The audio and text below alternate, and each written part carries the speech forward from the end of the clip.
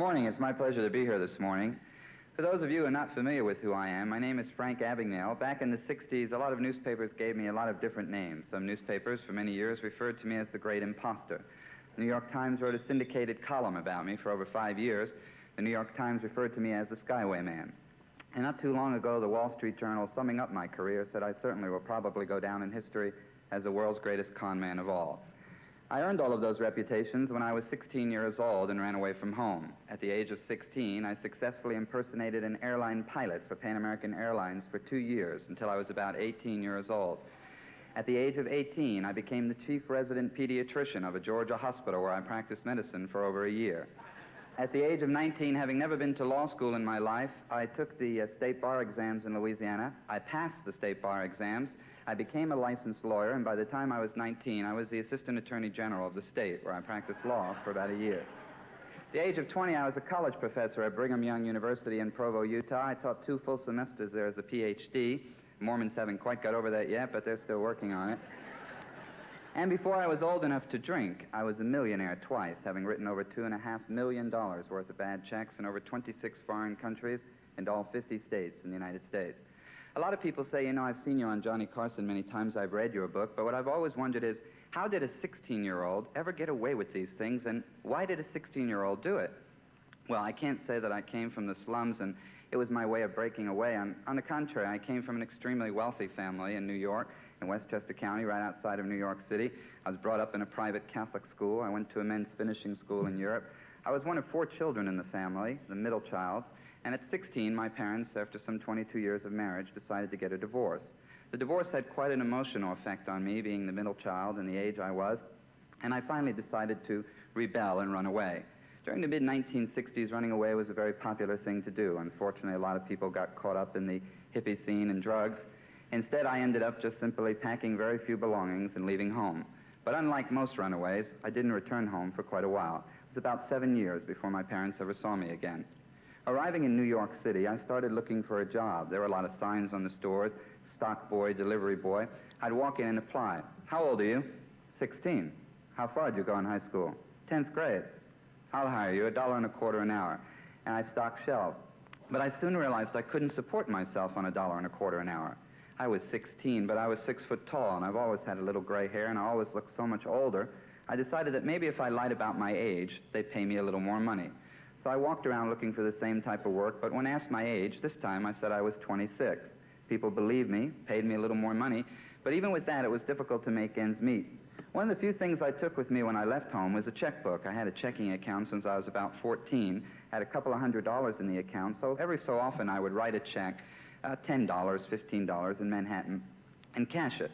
It was my friends, my peers, who used to walk along the streets with me and say, you know, Abagnale, you're the only guy I know walks in the bank in the middle of Manhattan, you have no account there, they don't know you from Adam, and they cash your check. Oh, well, my checks are good. Yeah, but if I wasn't in there, they wouldn't cash my check. They don't bat an eye. Years later, reporters would say that that was my appearance, my dress, my mannerisms, my speech that allowed me to do that. Whatever it was, consequently, I was able to cash the checks, and when the $200 ran out, I kept writing the checks. Well, now with the police looking for me for the checks, and my parents probably putting a lot of political pressure on the police to find me as a runaway, I thought it was a good time to start thinking about leaving New York City. But I was quite apprehensive about going to Chicago or Miami. After all, would they cash a New York check on a New York driver's license as quickly as they did in Manhattan? I was walking up 42nd Street one afternoon about 5 o'clock, 16 years old, and I passed the front door of a famous hotel that used to be there, the Commodore Hotel. And just as I got to the front door, out stepped an Eastern Airline flight crew. I couldn't help but stop to let them pass by me on the sidewalk. They were boarding a van to take them to the airport. And as I watched the captain, the co-pilot, the flight engineer, and about 4 flight attendants board the van, I kind of stared at them for a moment. And as they drove off, I continued up the street, and I thought to myself, what a perfect front. If I could pose as an airline pilot, then I could travel all over the world, and I probably could get just about anybody, anywhere, to cash a check for me.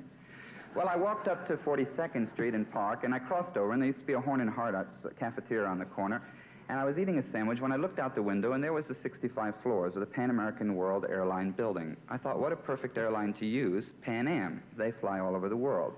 So the next day, I placed a phone call to the executive headquarters of Pan Am, and when the switchboard answered, I really had absolutely no idea what I would say.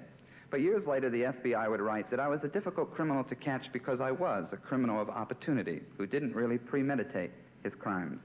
When the switchboard answered, I hesitated a moment, and I said, "Yes, ma'am, could you connect me to someone in your purchasing division?" "One moment, sir." And a clerk came on, and I said, "Yes, maybe you can help me. My name is John Black. I'm a co-pilot with the company based out of San Francisco. You know, I've been with the company about 7 years. I've never had anything like this happen to me before." "What's the problem?" "Oh, well, we flew a trip in here last night, 24-hour layover. We're continuing to London this evening, and I sent my uniform out through the hotel to have it dry cleaned. But now the hotel and the cleaner say they can't find it, and I have a flight in about 5 hours." "Well, don't you have a spare?" "Certainly, but not with me." "Well, hold on." And he came back and he said, "My supervisor said this has happened before. I'm afraid it's going to cost you the price of a brand new uniform." "Well, I understand that." "Well, just go down to the Well-Built Uniform Company on 5th Avenue. They're our supplier. I'll call them and let them know you're on the way." Well, that's exactly what I wanted to know, so I went down to the Well-Built Uniform Company, and a little Jewish fellow, Mr. Rosen, fitted me out in the uniform. Now, standing there, 6 foot tall, the black uniform with the 3 gold stripes on the arm and the gray hair, I certainly looked old enough to be the pilot. And when he was all done, I said, "How much do I owe you?" He said, "Well, the uniform's $286. I said, "No problem, I'll write you a check." No, I can't take any checks." "Oh, no problem, I'll just pay cash." No, I can't take any cash. You have to fill out this computer card, put your employee number in these boxes, then we bill it back under uniform allowance. Comes out of your next Pan Am paycheck." "Oh, that's even better. Go ahead and do that." So I don't know who paid for the uniform, but out the door I went. Now, in New York, there are 2 major airports, LaGuardia and Kennedy. I went to LaGuardia because it was the closest to the city. I spent most of the day walking around LaGuardia with this uniform on, trying to figure out that now that I had the uniform, how do you get on these planes? Well, I got a little hungry, so I walked in the luncheonette in the terminal, and I sat down up at the counter on a stool, and moments later, in walked a TWA crew. Flight attendants sat in the booth, pilots set up on the counter on either side of me, and the captain right next to me. Now, airline people consider themselves one big family, so they don't hesitate a moment to talk to each other, and the captain kind of leaned over and he said, "Hey, young man, how's Pan Am doing?" "Oh, we're doing just fine, Captain, just fine." "Tell me, what's Pan Am doing out here at LaGuardia? You guys don't fly into LaGuardia, you only service Kennedy." Well, I picked up on that right away. I said, "Oh, I was just visiting some friends of mine. We had a short layover, and I came over to see them. As a matter of fact, I'm on my way back to Kennedy now." Asked for my check. He said, "Tell me, young man, what type of equipment are you on?" That completely threw me. Now, if the man had said to me, "What type of plane do you fly?" I would have said 707, DC-8. But airline people have a lot of jargon for things, and one of them is that they never call a plane, it's called equipment.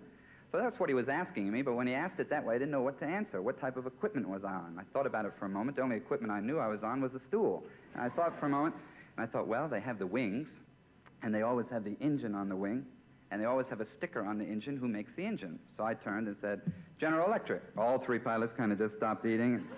They looked at me, and I started to pay for the check. The captain said, "Oh, really? What do you fly, washing machines?" And I knew I said the wrong thing. I knew that in order to do anything, you needed an airline ID card, a plastic laminated identification card. And when I finally realized that at the end of the day, I thought, well, this will never work. Where would I ever come up with a Pan Am ID card? So I went back to my hotel in Manhattan, and I was sitting on the bed, and I noticed the big Manhattan yellow pages, and I opened them up under the word identification. Well, there are about 3 or 4 pages of companies who made convention badges, metal badges, ID badges. And I started to call around, and finally one company said, "Look, most of those airline IDs, they're made by Polaroid, the 3M company, Data Check. You need to call one of them." And I finally got the 3M company on the phone, and they said, "Yes, we manufacture Pan Am's ID system. How come?" I said, "Well, I'm a purchasing officer for a large airline in Puerto Rico. We're getting ready to expand our routes, and I'm in New York just for today. I'd like to come by and look at a sample. We might be interested in purchasing the system." "Why, certainly, come on by." So I put a suit on, I went down to the office, and the gentleman opened the catalog, and he says, "As a matter of fact, we do Eastern, Delta, United. Here's Pan Am right here." I said, "Yeah, we like this Pan Am format very much. You think I might get a sample to bring back to my board of directors?" "Certainly, I'll be right back."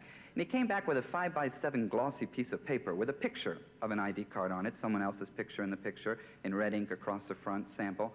I said, "No, I'm afraid this won't do. You see, I'll need to bring them back an actual card so they can see the thickness and the size. By the way, what is all this equipment?" "Oh, well, this is a camera, laminator, cutter, reducer. We don't sell these cards. We sell this whole system." "Oh, we'd have to buy everything." "Certainly." "Well, I'll tell you what, since we have to purchase all this, why don't you just use me and demonstrate how it works?" "Fine, have a seat right here."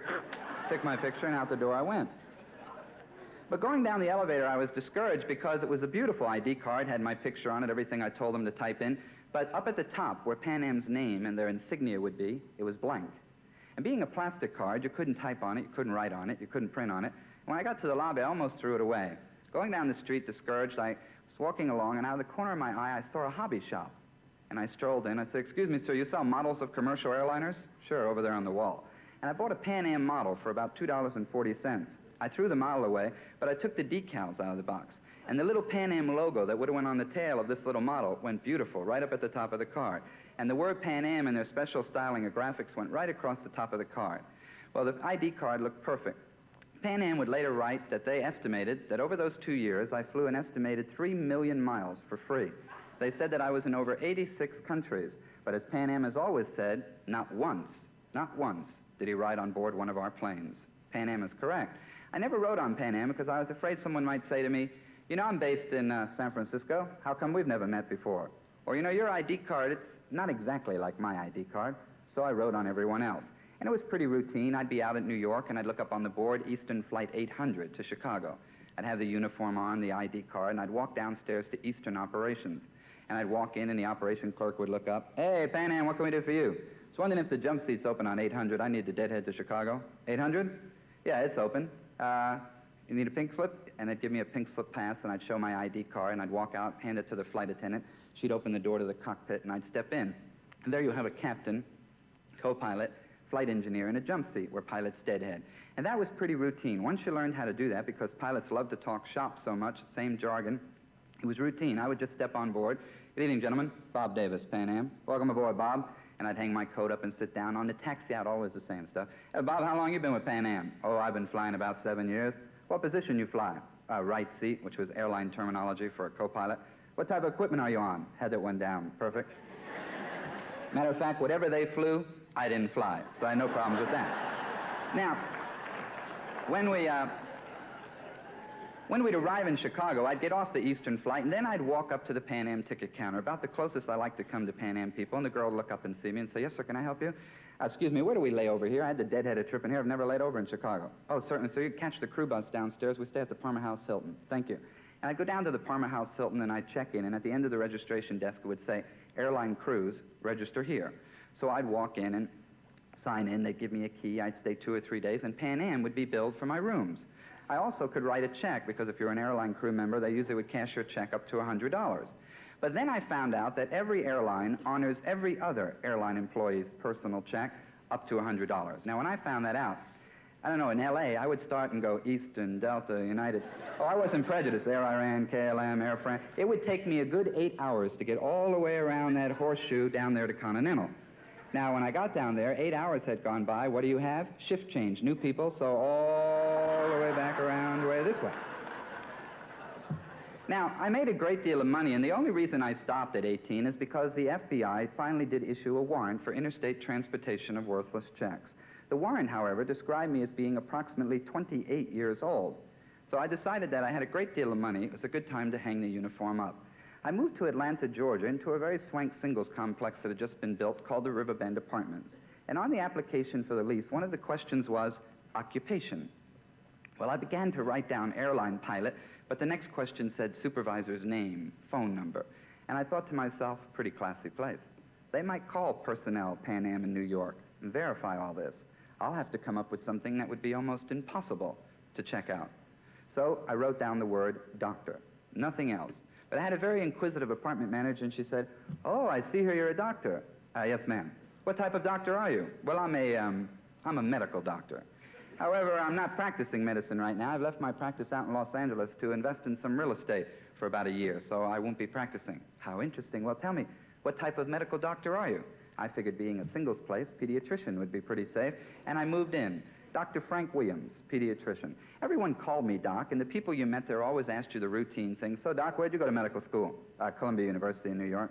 "Where'd you serve your internship?" Harvard Children's Hospital in L.A. And once in a while, one of the guys would come over. "What's up, Paul?" "Hey, Doc, you've got to look at my leg. Look, I don't know what I did to it. Look, Paul, you need to go to your own doctor and let him look at that. I can't help you." Everything was going just great. I was living there about 2 months, nobody bothering me. Frank Williams was the name I was using. And one afternoon, there was a knock on my door, and opened the door, a very distinguished gentleman, about 55, standing there. "Dr. Williams." "Yes, my name is Gordon. Just moved in the apartment below you. Wanted to come up and introduce myself." "Oh, a new neighbor. Come on in."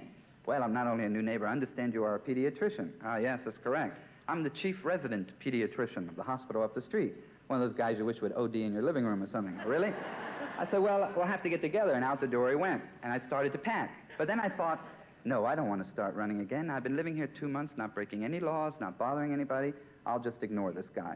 But Dr. Gordon was difficult to ignore because he loved to talk medicine, he loved to talk shop, and so every day, I mean literally on the way to the tennis court, out to the pool, to my car, he would stop me. And not being able to speak medical terminology, I always had to cut him short.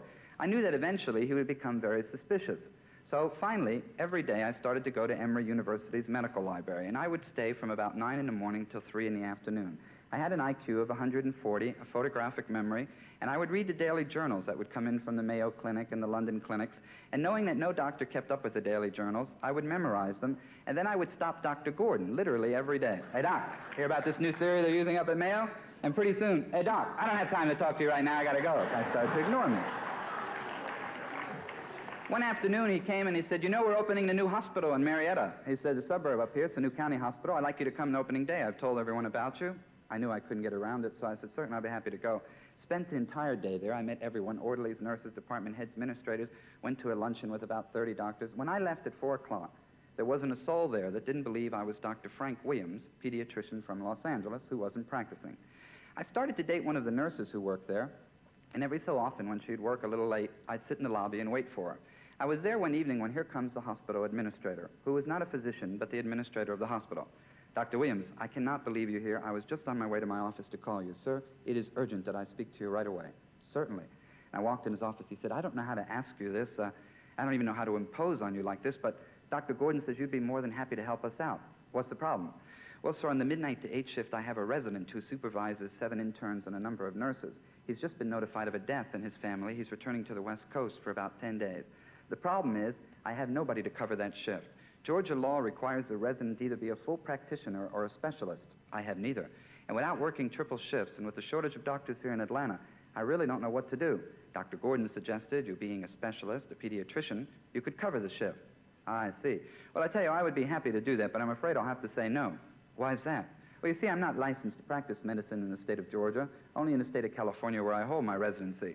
Oh, that's the least of my problem. I just bring you before the medical review board tomorrow morning. They'll give you some verbal questions, and based on that, they'll issue a temporary Georgia certificate. Oh. Now, being one who hates to pass up a challenge, I couldn't help but give it a shot. And next thing you know, here I am in this hospital, 18 years old, smock on, stethoscope in my pocket, don't know which end you stick where, supervising this staff. Now, people later would say, you know, that had to be, of all the things you did, that had to be the most difficult. But not really. It turned out to be really the easiest. It really surprised me. I remember, like, the first night I was there, it was about 2 o'clock in the morning, the nurse came up and said, I know you haven't done this for a while, but don't forget you need to write in the charts for the end of the shift. All right, the charts, thank you. And I went up to the nurse's station and I opened the charts, couldn't read a word. I mean, you have to see the way these doctors write. Couldn't make out anything. I thought if I write something, nice penmanship, doesn't make any sense, they'll know I'm a phony. So I would literally scribble for about 3 lines. I mean, I never wrote anything and just sign it. Nurses would come over. Thank you, doctor. No problems? Oh, no, everything's in order. Nobody ever asked me what I wrote. Another thing I didn't like was I can't stand the sight of blood. So I hated any time you heard, Dr. Williams to emergency, please. Dr. Williams to emergency 3, please. Now, I used to hate to be called to the emergency room. I didn't even hang out down there because they're always bringing people cut and stabbed up. And when I go down there, we always have in a hospital what we call an ERT, an emergency room technician, a specialist who deals in life and death situations. Overflow goes to the interns. There's a question they call the resident down. I'd walk into emergency 3, and I'd let the doors shut right behind me because if I walked up to the table and the guy was bleeding, I'd throw up all over him. But when I was called down, I became very aggressive. Dr. Barnes, did you call me? Sorry to bother you, Doctor. Severe enclosure of the cardio with a broken... Dr. Barnes, life and death situation? Life and death, doctor? Of course not. Standard procedure. We were going to administer 30 cc. Dr. Klein? Standard procedure, doctor. Gentlemen, I suggest you have at it. And out the door I went. I was the most respected resident because I was the only one ever let the interns do anything. They loved me. The nurses, they didn't like me too much because, well, I was always chasing the candy stripers. But they were my age. The nurses were too old for me. Nobody ever understood that. Now, I was there about 8 days when the hospital administrator came up and told me the man I was relieving had resigned. He was not coming back. And would I mind staying on till they got a replacement? I'd already been there 8 days. Why not? Stayed there 1 year, 12 months. 5 nights a week. No one ever found out I was not a physician. During the time I was there, I never administered drugs, never treated a patient, never examined a patient, simply administrated a shift. After 1 year, it was I myself who resigned and left. I went to Baton Rouge, Louisiana, because I heard the Attorney General's office was looking for lawyers. And I figured if you can be a doctor, you certainly can be a lawyer. I picked Louisiana, really, for 2 reasons. Louisiana does not require a law degree to take the bar. Anyone can take the bar. If you pass the bar, you're a licensed lawyer. And of course, Louisiana still today is the only state in the Union that practices under the Napoleonic Criminal Code of Procedure. Had I been a Harvard graduate, magna cum laude in law, and decided to go to Louisiana to practice law, I would still have to study the Napoleonic Criminal Code in order to take the bar. I studied it, took the bar the first time, flunked it. Took it the second time, came very close to passing it. Took it the third time, passed it. State licensed me under the name Bob Conrad. I went to work for then Attorney General P.F. Grimion in the Civil Division of the Court. I stayed there about 1 year, and once again, on my own, resigned and left. I went to Brigham Young University. They were looking for a professor of sociology, Ph.D. I competed with 3 other real professors, and they selected me. They hired me, and I taught school, which really wasn't much difficulty. I read 1 chapter ahead of my students. They never knew the difference. Now, before I go on, I have to bring into the story now a man named John Shea. John Shea was an inspector with the FBI out of Washington, D.C. When he was first handed my folder, it was already 3 years old. And he, a 25-year veteran agent, took the folder from the assistant director. When he first skimmed through it, this is some petty thief writing a bunch of $100 checks. Forget about him. Oh, well, he may sound petty to you. These $100 checks have added up to a lot of money. And worse than that, 3 years and nothing but John Doe. He's still active, and we don't even know who he is. It's your case. He took it very reluctant, but he was a brilliant man who, over the years he chased me, I came to admire him considerably. He took the folder to the agent who had the case, dropped it on his desk, and said, 2 questions before I take this case. Yes, Inspector. Number 1, it says this man is 28 years old. Who says? Well, sir, we interviewed a number of flight attendants he dated. They all gave his age as late 20s. He, on every occasion, 28. Really? It also says here you have all 10 sets of his fingerprints. Yes, sir, he leaves them everywhere. And we've ran them. State, county, federal, Interpol, municipalities, military. Nothing, really. So what we have is a 28-year-old, obviously American male, who has never been fingerprinted. I kind of doubt that. Get me a list of runaways, high school runaways, missing for 3 years, start on the East Coast. And they came up with Frank William Abagnale Jr. They paid my parents a visit in New York, but they assured the FBI they had not physically seen me in 3 years. The FBI, in turn, turned around and decided that to issue a warrant under the name Frank Abagnale. They took a photograph of me that was used for a 10th grade yearbook, blew it up, and started looking for me. It wasn't long after they got a tip that I lived at the Riverbend Apartments in Atlanta, Georgia. They went there. Of course, I had long moved. You're the manager, miss? FBI. We're looking for this man. Certainly. That's Dr. Williams. Used to live here. No, man. This man poses as a Pan Am pilot. Oh, no, this is definitely Dr. Williams. Lived here for about a year. Oh, I see. He moved in and told you he was a doctor. Oh, well, he not only told me that, my daughter's a nurse up at the hospital, her boss. He worked in this hospital? Yes. Went up to the hospital, the administrator almost threw him out. Are you out of your mind, 18 years old? Dr. Williams, one of the finest residents we ever had on our staff. Got a tip I was in Baton Rouge, Louisiana, but what I did there, where I was, they didn't know. So, as usual procedure, they sent an outstanding federal warrant to the Attorney General's office for my arrest. They called back. Hey, how come you're looking for Bob Conrad? Who? This picture you sent, Frank Abagnale. This is Bob Conrad. You know this man? Know him. He was an attorney on our staff. An attorney? He worked for you? Yes. A lot of people say you know, but you became a very, very famous thief as well. I probably became a famous thief mainly because of my age and the things that I did had never been done before. I was more of a criminal of opportunity. But for example, I walked in a bank in Chicago, 19. I was opening a checking account with $100 cash. Now, all I intended to do was show them some phony ID, give them a phony name. 2 weeks later, they'd mail me 200 checks with the name on them, and I'd go cash them. But when the new accounts girl came back and said, here's your temporary checks, here's your receipt for your deposit, we'll be mailing you your printed checks in about 10 days. I was always the inquisitive teenager. Excuse me, miss, notice here you didn't give me any deposit slips. Oh, we don't do that, sir. They'll come in the back of your checkbook, printed with your name and account number when you get them. Oh, really? Well, what if I wish to make a deposit tomorrow? No problem. So you see that table in the lobby says customer service? Just go over there and help yourself to a blank deposit slip. Now, you have to write your name in, write your account number in, but just use those till you get your own. Thank you. And I walked over, and for some reason, I took a big stack of them off the shelf. Nobody cared. And I went back to my hotel, couldn't sleep. All night I kept sitting up in bed, turning the light on, looking over at that stack of deposit slips. The next morning, I went out and bought some magnetic ink. This is the ink they use to encode your account number on your deposit slip. And I encoded my account number the bank had assigned to me onto the bottom of every one of these blanks that I picked up. Then I went back to the bank, put it on the shelf in the lobby, and everyone who came in put their money in my account. Had about $40,000 at the end of the day. Needless to say, I made a withdrawal. I was at the Boston Logan International Airport. It was about 11:45 at night. I had been writing bad checks, and I was trying to get out of town. I was in front of the TWA counter. The guy said, sir, like I told you, you missed the last flight. Oh, really? But could you check the OAG guide and see if you have another flight coming up? No, sir, you don't understand. This is Boston. We're under noise abatement controls here. There are no jet flights after midnight. Next flight is at 6:30 in the morning. And I sat down wondering what to do, and I noticed all the ticket counters closing down, rent-a-cars, gift shops, Dobbs House. And they're all sticking their money in these night bags. And then they'd zip them closed, lock them, put them under their arm, and they'd walk over to the bank in the lobby. And they'd stick a key in the night box, drop the bag, make sure it went down, and shit. There was a line of them. And I watched this, and the next night I came out about 11:45 wearing a bank guard's uniform. I was pushing a big dolly with a container and some press-on letters with the name of the bank on the side, and I hung a beautiful sign over the box that said, "Night box out of order. Please leave all deposits with guard on duty." Everyone did. I was the guy sitting there getting scared because it kind of dawned on me as I was doing this. I said, can a box be out of order? I mean, that's like a mailbox out of order sign. These people just drop the bags in.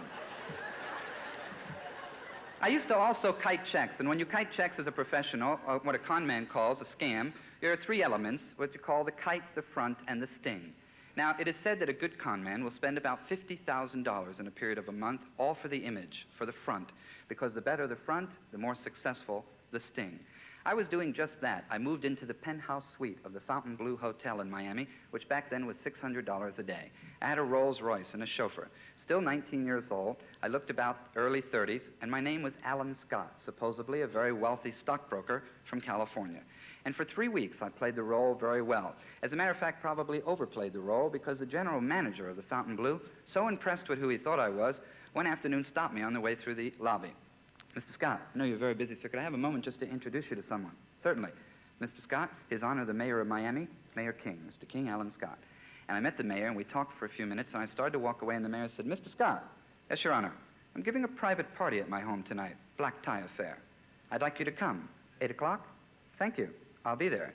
But like all criminals, sooner or later you get caught. I was caught when I was 21 years old in a small town in southern France called Montpellier.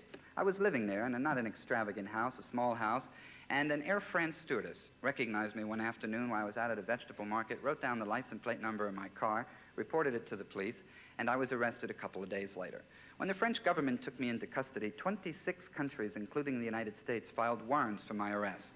But the French government said, not so fast. We caught him, and when we're done with him, who's ever next in line may have him. I was convicted in France on charges of forgery and sent to a French prison. My sentence was held at a place called the Maison d'Arrêt, the house of arrest, in a small town called Perpignan, in the southern portion of France. In France, you're not told how much time you have, you're just sent to prison. When I arrived there, the building was built in the 17th century. It had no heating, no plumbing, and no electricity. I was totally stripped of every piece of clothing I had and taken downstairs to a cell. In Chapter 8, I described the life in the French prison. Gene Shalit years later would review the book and say probably the most powerful chapter he has read in any book.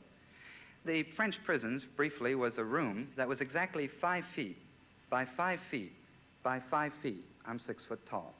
I was pushed into this room, a little steel door, totally nude, and the only thing in the room was a bucket.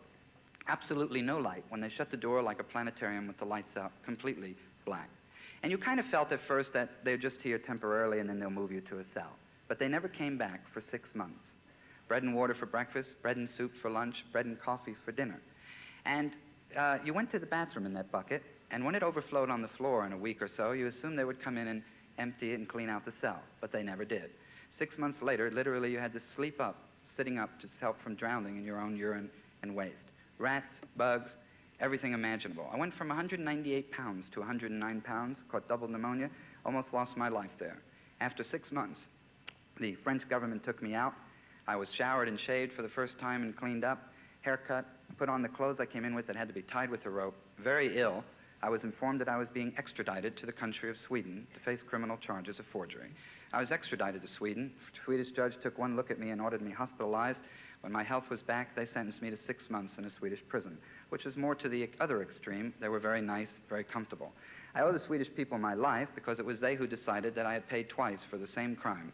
And rather than turn me over to the Italian government, they ordered me deported back to the United States.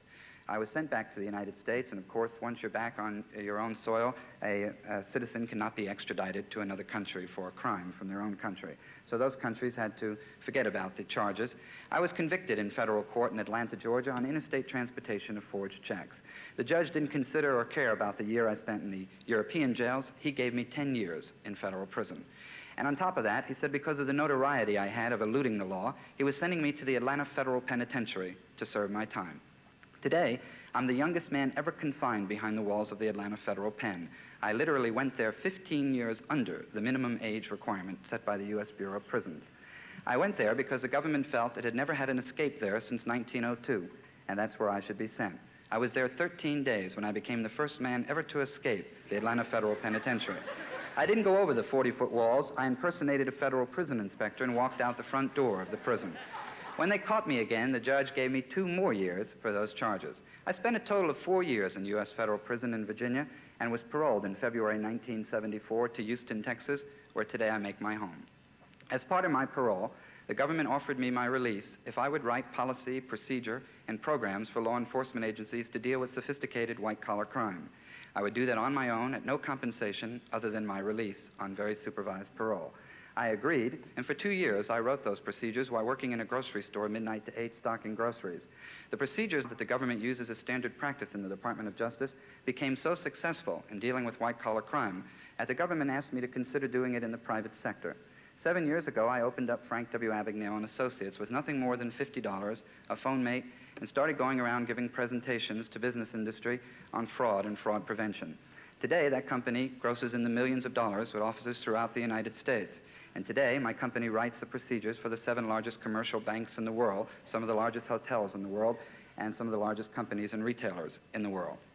I, of course, back in 1980, wrote a book called Catch Me If You Can. Published by Grosset and Dunlap in New York, the book sold 1 million copies in hardback, never leaving Time magazine's bestseller list for 15 months. Bought by Simon & Schuster's pocketbooks for paperback version, it went to 3 million copies in less than 2 years, never leaving the top 10 best-selling paperbacks on the market. Today, it is published in 8 different languages and the #1 best-selling book in Europe 4 years later. The book has been written into a screenplay. It is now being developed for a major motion picture. And I, myself, continue to do basically the same thing. Occasionally, I get asked to do a talk like this about my life, and I enjoy doing so. A couple of years ago, I took $2.5 million out of my company's profits, and I returned every single penny of it to every airline, hotel, bank, and person that ever lost a dime 15 years earlier. Today, not one soul is out any money from any of the crimes that I committed in my youth. In closing, I would simply like to end that I would never like anyone to leave one of these presentations and for a moment admire what I did, or for some reason think it's glamorous. Glamour is much like the beauty of a woman, always in the eyes of the beholder. I myself never saw my life as glamorous. I saw it as a very lonely, very despairing life. I came from a very close family. I loved each one of them, my brothers and my sister. We grew up together, and I chose to run away from home, from a broken home that I could not accept.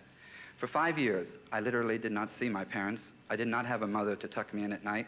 I spent my birthdays and my Christmas alone, most of the time running from the police in a different hotel every night. I wasted all of my youth. As a matter of fact, today, I would like very much to know what it's like to be 18 years old, to, have shared a love with someone my age, to have gone to a football game or a basketball game, to have done the things that come natural to every teenager. Unfortunately, a lot of teenagers today are all trying to do the same thing, grow up too fast.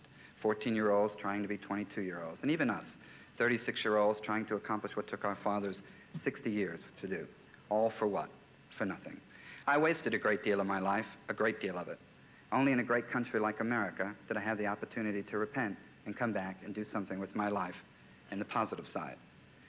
I've learned one thing from all of this, one thing that is very important, and as we go through life, we learn from others' mistakes, and I'd like to leave you with that. I loved my father very, very much. I was named after him. He died before I ever got to tell him I was sorry for what I had done while I was in prison.